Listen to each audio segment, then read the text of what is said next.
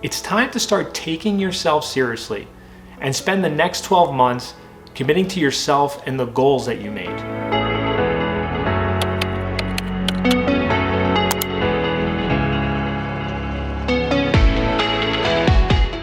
Now that we are in the end of October, in the thick of the fall season, and heading into the end of the calendar year, I was recently reflecting and thinking back just how much time has gone by and how quickly it continues to. Maybe it's also because I just turned 35, but it is crazy to think that 4 years ago, just before my 31st birthday, I was a completely different person. September of 2019 was a bit of a wake-up call for me. I was completely out of shape, unhealthy, didn't like who I was at all. I had regrets that I didn't make peace with, and my wife was diagnosed with brain cancer. Thinking back, this was a time of great uncertainty, anxiety, fear, you name it, I was dealing with it. However, it was through all of this pain and failure that I finally found my happiness. I was determined to change, and I set out to create a life that made me happy, because that's just it. The change begins with you, and only you. If you're not willing to change, then it won't happen. I heard a lot growing up, people would often say, people don't change, people don't change. And regrettably so, I had uttered these same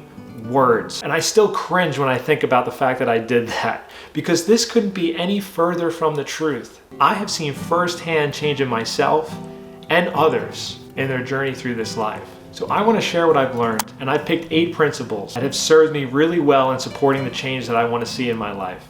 You will collect some bumps and bruises along the way, but when you look back a year from now, you won't even recognize the person you once were, and you will be so freaking proud of yourself.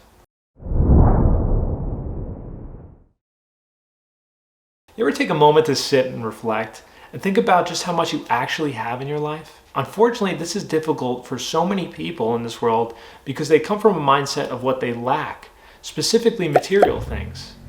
And I think we've all been guilty of this at some point in our life. We don't stop to appreciate what we currently have because we're too focused on the future and what we want next. The truth is we have so much to be grateful for. Roof over your head, food on your plate, clean clothes. And I was recently thinking about this and I realized that I've never, in my entire life, have gone without food. There are people in our very own neighborhoods who have no idea where their next meal is coming from. It's not even a thought for me. I know I have food, easily accessible food, and if I don't have it within arm's reach, I could go and purchase it.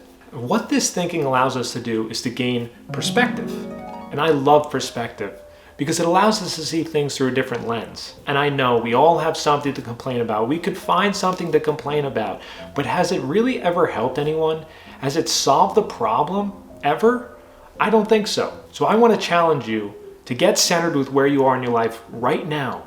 Look around and be grateful. You'll never truly appreciate what you get in this life if you don't appreciate what you already have. So pick one thing every day that you're grateful for. Write it down, speak into the universe, or simply hold it on your heart for a moment. Practicing gratitude every single day, especially in the moments where you want to complain, is a life-changing attitude, I assure you.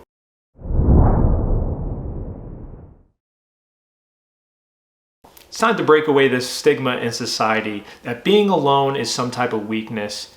It isn't. There is great power in embracing time alone. If you are constantly surrounded by other people, their values, their opinions, their ideas, it will inevitably warp your own natural ability to think and see clearly regarding your own perceptions. Being alone can provide you with great insight on who you really are. It was only until I embraced this practice and met with myself in silence that I was able to actually figure out what my values were and who I wanted to be in this life. Isolation is a great way to face your problems and also heal from those same problems that you've been carrying over the years. So many people are afraid to just sit with themselves because they cannot bear the voices and thoughts that will come up from past hurts or past regrets. But we must face them, make peace with it, and let them go. Only once we forgive ourselves and forgive others can we truly begin to pursue our highest self. Until we do that, there will always be something subconsciously holding us back. So embrace time alone over this next year.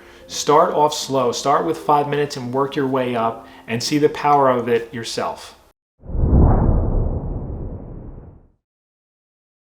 Guys, your energy is incredibly valuable.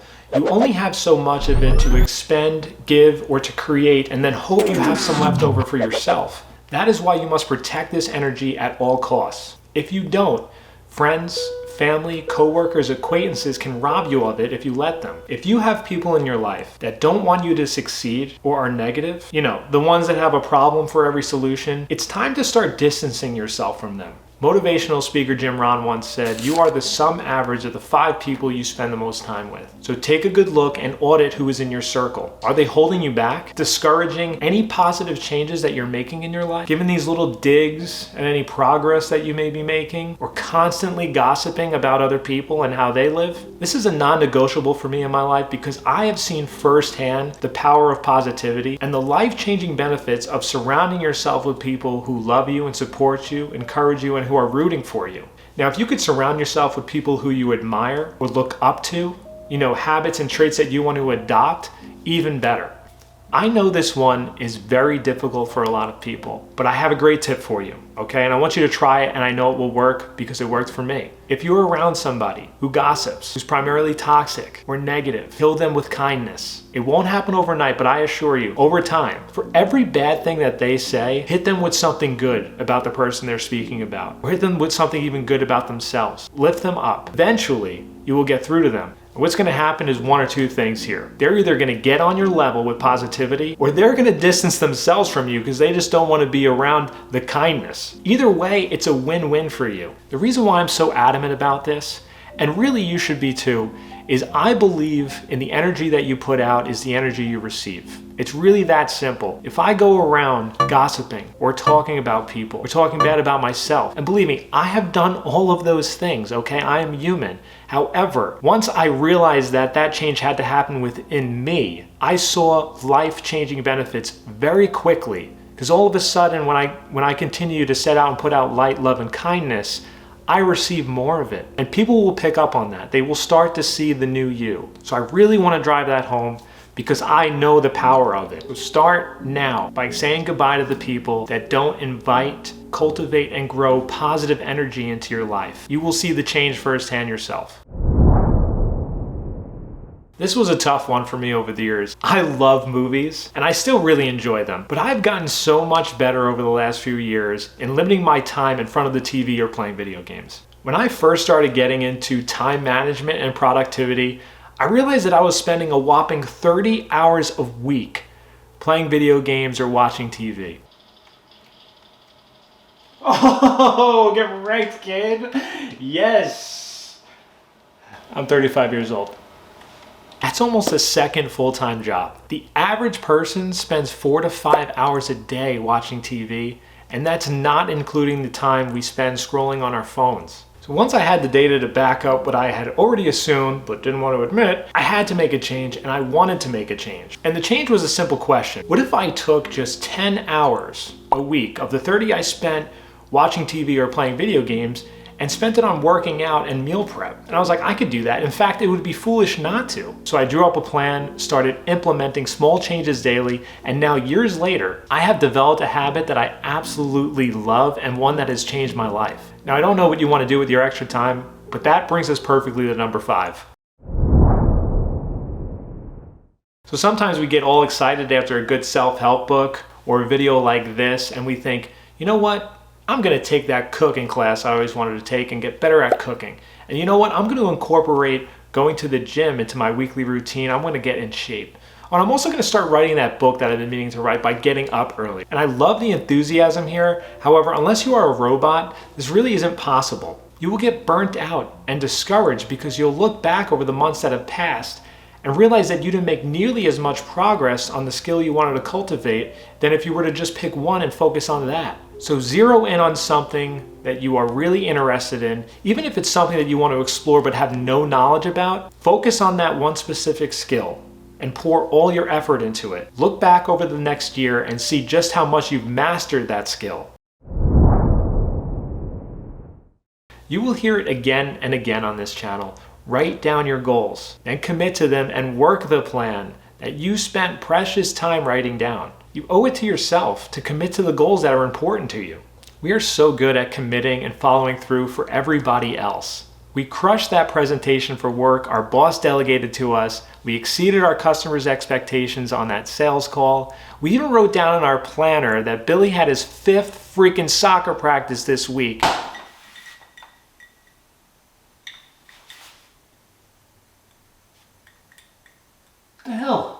keep going pro?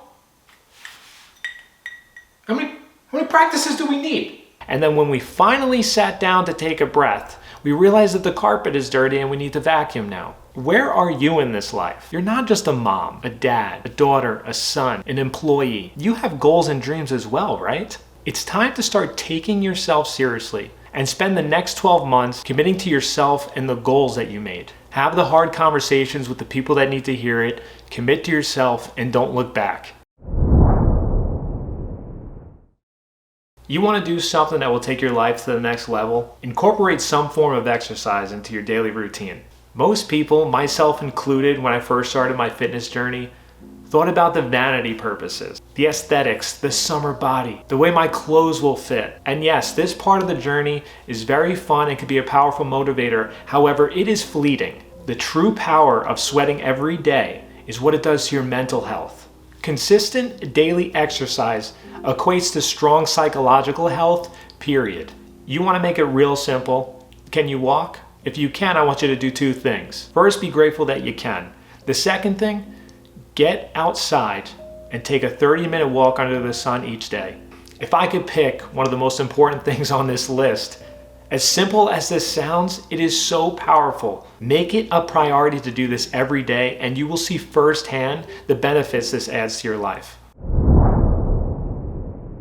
Failure is a necessary stepping stone to success. And I want to let you in on a little secret that you may not know.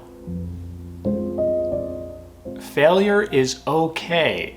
We're just so afraid of it. How many times have you heard people say, I don't want to fail. I'm so afraid I'm going to make a mistake. But we must fail. And most importantly, learn from that failure, take notes, and keep moving forward. We have all heard that story about Thomas Edison and that he failed 1,000 times in his attempt to create the light bulb before he finally found success. You know how many times I've failed in my life? So many times. But you are truly only a failure when you give up and stop trying. I want you to think of it this way. When a baby is born and enters this world, we can hold them. We set them down. Time does its thing, and soon after they begin to take their first crawl. And then finally, they take a leap of faith. Try to get them to stand on their own 2 feet. And what do? They wobble and they fall over. When they try to start walking, they fall down over and over and over again. And what do you do in this case? What are your actions as you're watching this child try to walk for the first time? You're cheering them on, right? You're saying, you got this, you could do this. Come on, we'll try again tomorrow. Here's a bit of advice. How about talking to yourself like this when you fail? That child eventually learns how to walk. And you are no different in this life in what you are trying to accomplish. You just have to remember that. So collect your bumps and bruises, learn from your mistakes, and keep moving forward. So I want to reiterate that, of course, change takes time. It's about commitment. It's about consistency. It's about discipline. Sometimes when we look ahead, we can get overwhelmed because that end result seems just so far off, and we give up before we ever even start trying. But this change is truly about enjoying the process. It's about embracing each hurdle and obstacle and each failure and seeing growth through it and celebrating that. If you are someone who gets overwhelmed easily, what was really helpful for me early on was to break down the calendar year quarterly. So break it up in 90-day increments and focus on the change that you want to see every 3 months. The next year is going to fly by anyway.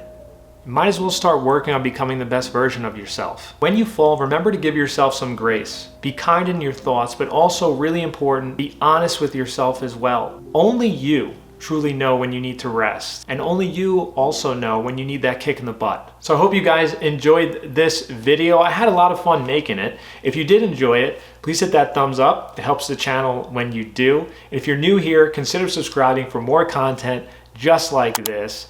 I hope to see you guys in the next one, but even if I don't, be light, be kind, be loved.